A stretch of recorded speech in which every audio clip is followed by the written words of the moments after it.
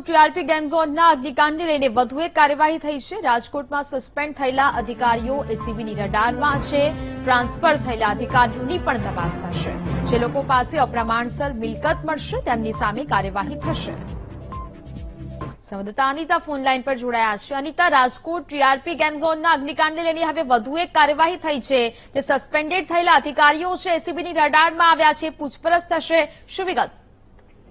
જે ખાસ તો જે પ્રકારે રાજકોટમાં ટીઆરપી મોલમાં જે અગ્નિકાંડ થયો હતો અને 27 જેટલા નિર્દોષો જે બળીને ખાખ થઈ ગયા હતા। સમગ્ર કેસની અંદર પોલીસ અધિકારીઓની જે બેદરકારી સામે આવતા હાલ તો એસીબી દ્વારા પણ એક કાર્યવાહી હાથ ધરવામાં આવી છે।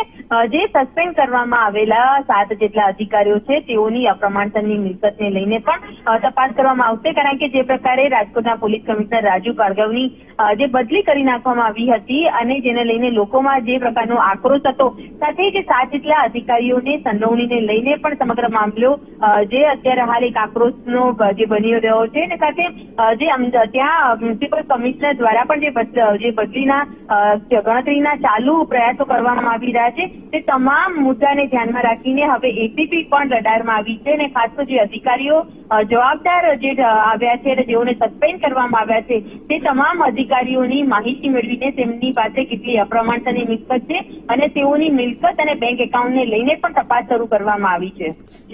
બિલકુલ અનિતા, જાણકારી બદલ આપનો આભાર।